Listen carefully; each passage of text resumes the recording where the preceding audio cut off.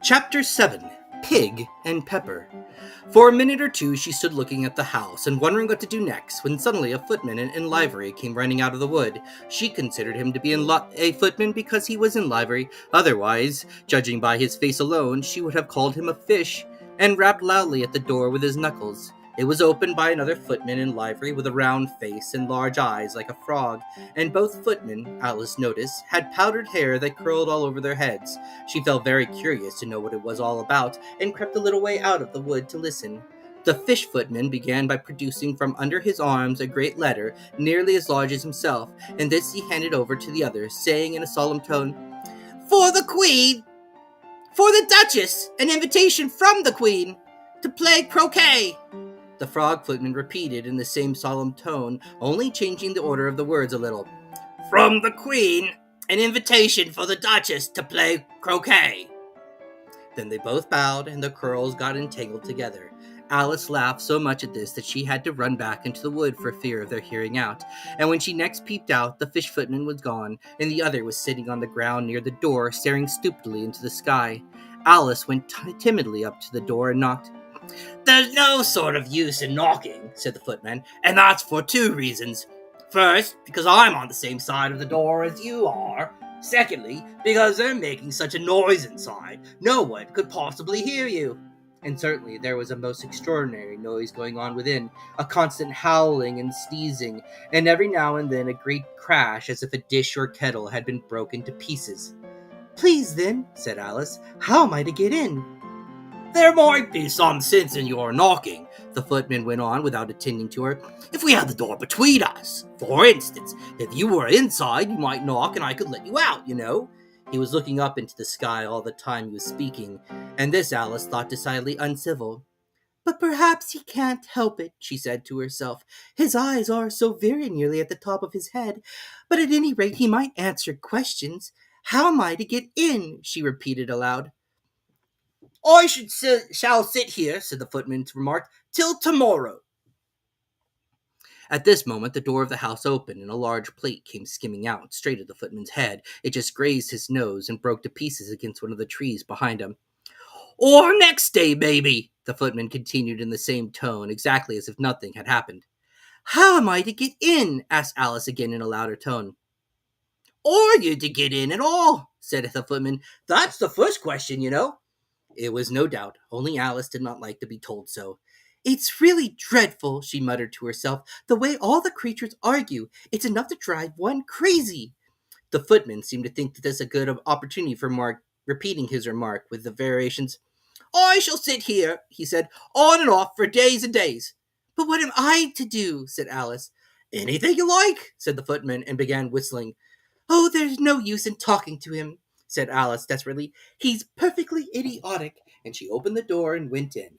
The door led right into a large kitchen, which was full of smoke from one end to the other. The Duchess was sitting on a three-legged stool in the middle, nursing a baby. The cook was leaning over the fire, stirring a large cauldron which seemed to be full of soup.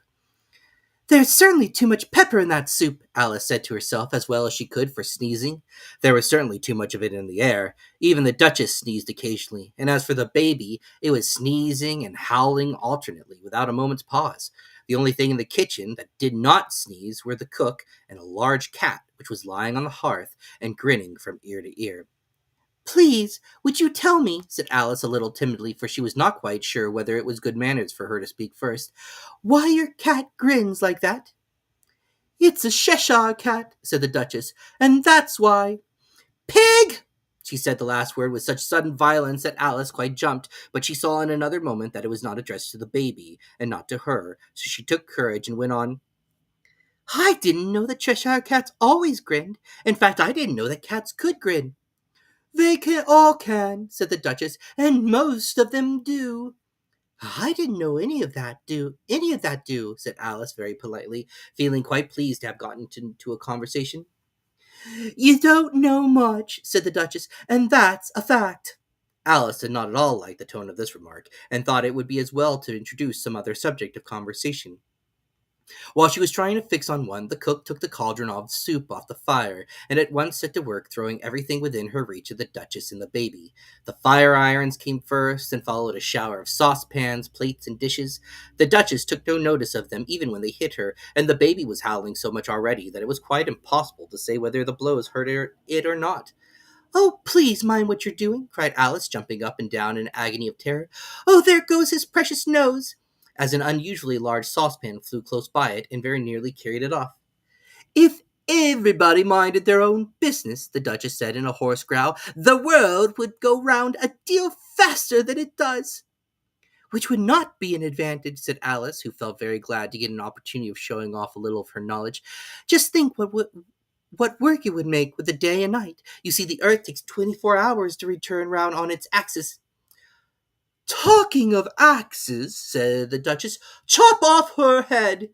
Alice glanced rather anxiously at the cook to see if she meant to take the hint, but the cook was busily stirring the soup and seemed not to be listening, so she went on again. 24 hours, I think, or is it 12? Oh, don't bother me," said the Duchess. "I never could abide figures." And with that, she began nursing her child again, singing a sort of lullaby to it as she did so, and giving it a violent shake at the end of every line.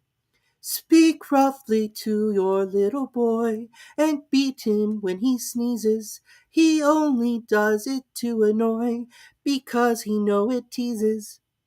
Chorus, in which the cook and the baby joined, "Wow, wow, wow." While the Duchess sang the second verse of the song, she kept tossing the baby violently up and down, and the poor little thing howled so that Alice could hardly hear the words. "I speak severely to my boy. I beat him when he sneezes, for he can thoroughly enjoy the pepper when he pleases." The chorus of "Wow, wow, wow."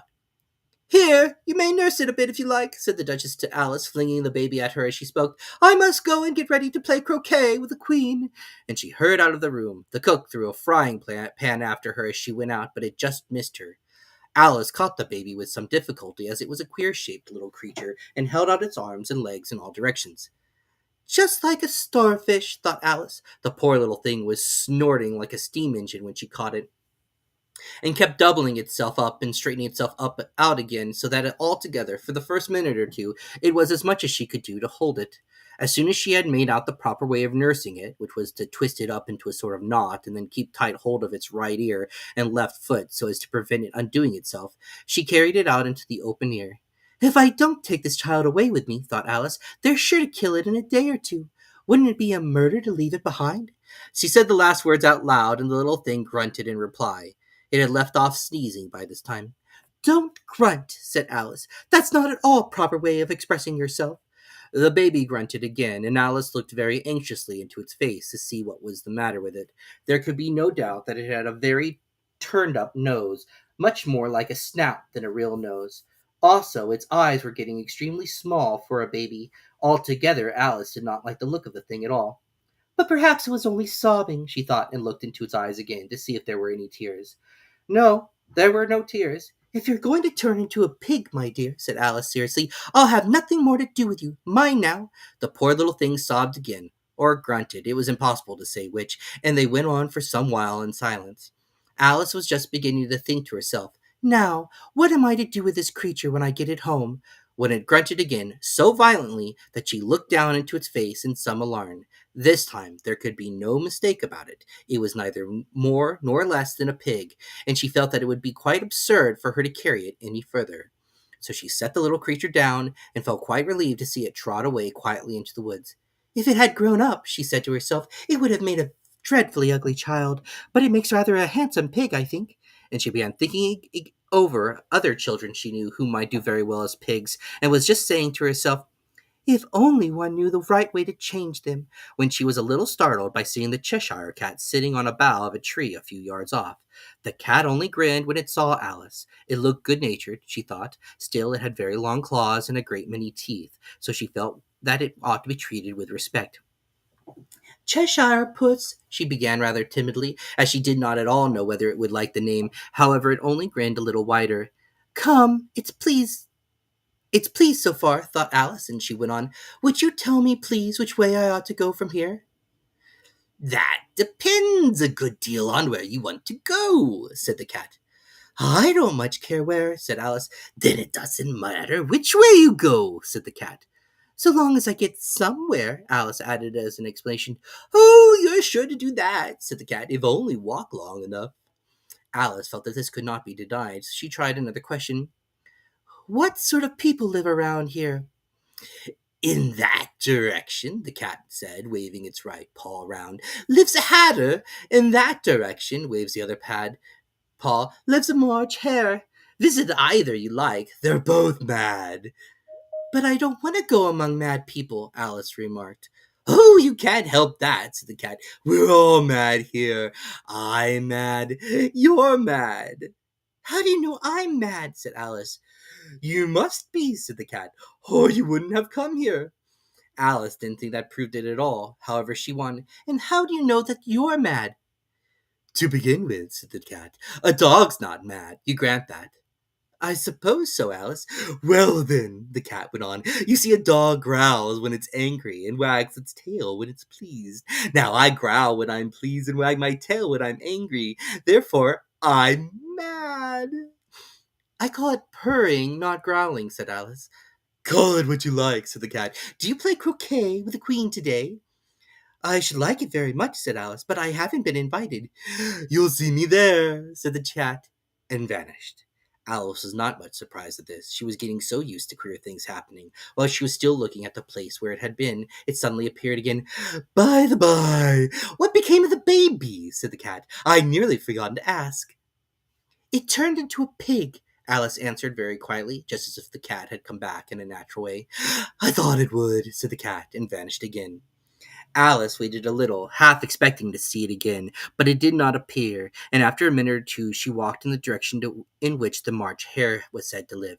I've seen hatters before, she said to herself. The March Hare will be much the most interesting, and perhaps, as this is May, it won't be raving mad, at least not so mad as it was in March. As she said this, she looked up, and there was the cat again, sitting on a branch of a tree. Did you say pig or fig? Said the cat. I said pig, replied Alice, and I wish you wouldn't keep appearing and vanishing so suddenly. You make Aunt quite giddy. All right, said the cat, and this time it vanished quite slowly, beginning with the end of the tail and ending with a grin, which remained some time after the rest of it had gone. Well, I've often seen a cat without a grin, thought Alice, but a grin without a cat, it's the most curious thing I've ever saw in my life.